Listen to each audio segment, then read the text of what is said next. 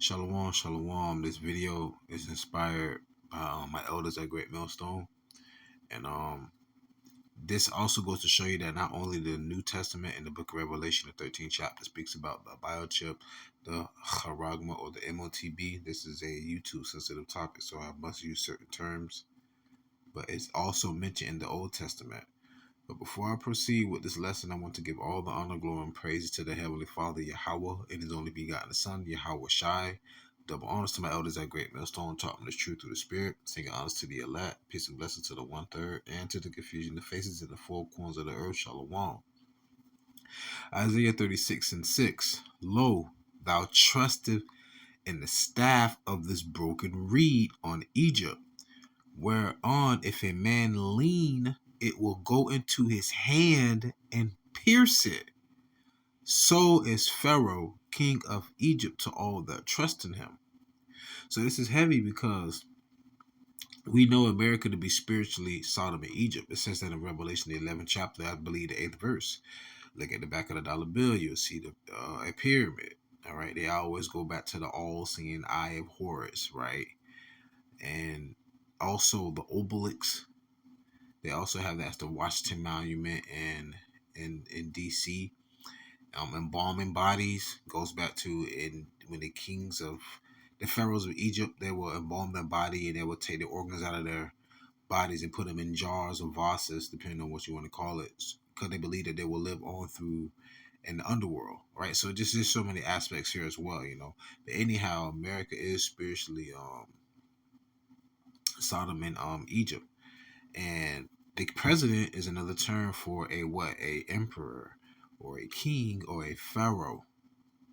So our people would trust in Pharaoh because the precursor to that being implemented mandatory, the MOTB, was what? The pandemic. How many people were willing to, allow them to put a foreign substance in them just so that they can go to work, they can go travel publicly, they can get on public transportation, they can go inside the stores to get food and everything. That was a preamble. So they trust in Pharaoh. They trust in Egypt. What happened when we came out of the wilderness? Our people was crying, lamenting, saying, "Oh, did Moses and the Lord bring us out in the wilderness just to die? We would have been better being with Pharaoh," right? So I want to go into that word, read. When you go into that word read, the word read goes back to the word canula, right? Yeah, pay attention. And when you go the etymology, etymon means etymology. Etymon means true, word, and ology means studying. So studying the true meaning of a word, loosely translated. And cannula is a tubular surgical instrument inserted in the body to drain fluid. 1680s, from Latin cannula, small reed or pipe. Let's sink in. So when it speaks about the broken reed, it's talking about an instrument that's inserted in your body. All right, and guess what? Our people will trust in that, and that's going to be the hour of temptation, right? And that seems to be a hot topic right now. If you go to my community post, I posted an article where it said prophecy of people getting the sea hip, is now the new talk or whatever, the new buzz. It's inevitable. And all the other Israelite camps outside of GMS, they're not warning the people to not take that.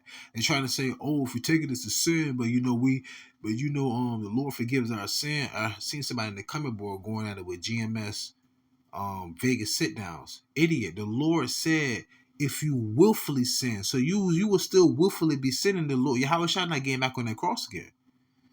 All right, you're just gonna have to be punished with rebuking flames of fire, right? So let's segue over to another definition of cannula. All right, a thin tube inserted in a vein or body cavity to administer medicine, drain off fluid, or insert a surgical instrument. Yeah, pay attention. Segue over. Just go to Google Images and type in cannula. What does this look like, people? What does this look like? We can't make this up. You can't make this up. We're at the end of Esau's rulership. These prophecies are flying off the hook. 3 major prophecies. The race wars, the mandatory of them trying to implant everyone with the C-hip, then the thermonuclear warheads. Well, you can already see the race wars already been popping off. But then now you hear all this talk about the C-hip. And I just uploaded an article on my community post that Russia said if they're losing Ukraine, that they will respond nuclear. I mean, what if some do not believe? Shall the unbelief make the faith of the Most High will none effect? God forbid. Yea, let YAHAWASHI be true, but every man a liar. All the ridicule, all the defamation, all of the ad hominem attacks against the elders of great millstone, like-minded man, nobody's doing that anymore. Because the prophecies are speaking. See, you were just looking at men, not knowing that even when you read the Bible, you're still reading the words of men that was moved by the Spirit to write those words. That's why the scripture said to be carnally minded is death. And that's what you're going to lead you and your people, your followers to death. Now check this out. If you do take that C-hip, you're pretty much making a pact with Satan. Shaitan, Satan just means enemy. They mean that you'd rather trust in Pharaoh than trust in your own power. Check this out. Exodus 21:1. Who will you serve? The scripture said you can't serve God and mammon. Check this out. Exodus 21:1. I don't want to make this long. Now these are the judgments which thou shalt set before them. If thou buy a Hebrew servant, 6 years he shall serve, and in the 7th he shall go out free from nothing. If he come in by himself, he shall go out by himself. If he were married, then his wife shall go out with him. If his master have given him a wife, and she have borne him sons and daughters, the wife and her children shall be her master's, and he shall go out by himself. And if the servant shall plainly say, I love my master, my wife, and my children, I will not go out free. Now just imagine this though. You have a family, you have children, you love them dearly. But guess what? What if your wife will go behind your back and get her and the children C-hipped? What are you going to do then? Remember, he that loveth wife, mother, father, wife, brother, sister, children more than me, not worthy for the kingdom of heaven. I'm just saying, put that into perspective, because this is a law. Because, we had our own people as servants. But when we say that, people think about slavery as what we went through in the transatlantic slave trade. No. Remember when the Queen of Sheba went to go see Solomon? She thought the doorkeeper was Solomon. So just imagine how decked out the servant was. Now just imagine how decked out YAHAWASHI was. But that's another story. So let's get back to it. I want you to put this into perspective of someone going down to the president or the Pharaoh and getting the C-hip so they can eat. Like I asked you, BK, General Hung said, you going to eat, right? You ain't gonna starve, so you go and get it. Where's your faith? Continuing on. Exodus chapter 21, verse 6. Then his master shall bring him unto the judges.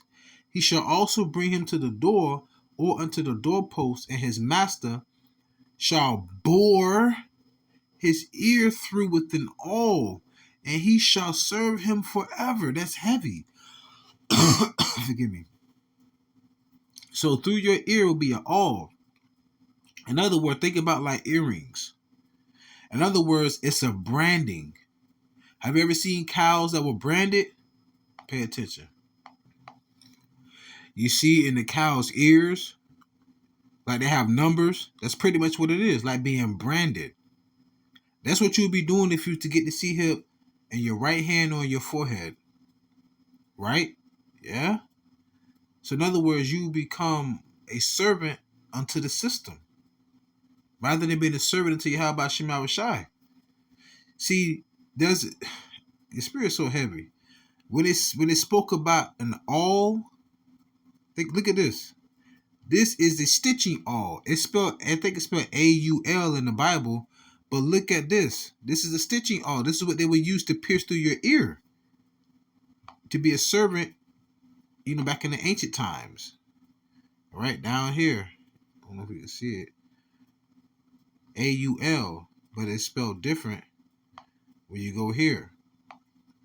AWL. It pisses through your ear. Right? But see, there's a difference. That's the mark. That's the mark that the unbelievers want to get. But there's a mark. There's a mark that the elect want to get. Hold on now. Calm down. Y'all not thinking about the same thing I'm thinking about. This the mark the elect want. Ezekiel 9:4. And Yahweh said unto him, go through the midst of the city, through the midst of Jerusalem, and set a mark upon the foreheads of the men that sigh and that cry for all the abominations that be done in the midst thereof. That's heavy. So what mark is that talking about? The mark of exemption. The mark. Strong's 84:20. Desire mark as a sign of exemption from judgment. In other words, that's no different than us having the blood over our doorposts when the Lord sent the death angel through all of Egypt during that time we was in captivity. We want man, it's so beautiful. But for those of you who do take it, you will be destroyed. Revelation, the 14th chapter says that. Let's get that. And I'm going to close out. Revelation chapter 14, verse 9 through 11. And the third angel followed them, saying with a loud voice, if any man worship the beast in his image and receive his mark, we want the mark of YAHAWASHI. The 2/3 want the mark of Satan, the beast, and receive his mark in his forehead or in his hand, the same shall drink of the wine of the wrath of God, which is poured out without mixture unto the cup of his indignation. Indignation means righteous judgment. And he shall be tormented with fire and brimstone in the presence of the holy angels and in the presence of the Lamb. And the smoke of their torment ascended up forever and ever. And they have no rest day nor night, because it's going to seem like an eternity when you're being judged. Who worship the beast in his image, and whosoever receiveth the mark of his name. Whew. Verse 12. Here is the patience of the saints. Here are they that keep the commandments of God in the faith of Yahawashi. And what is sin? Transgression of the law or not keeping the commandments. So y'all better quit playing with the Lord and get aboard. All right? Before you get aborted. But with that being said, pray y'all was edified and fed. Stay in the spirit. Don't fear it. Just endure it. Ask for forgiveness. Pray without ceasing. Stay humble. Remain diligent. Kwame Allah. Moflababal. Shalom.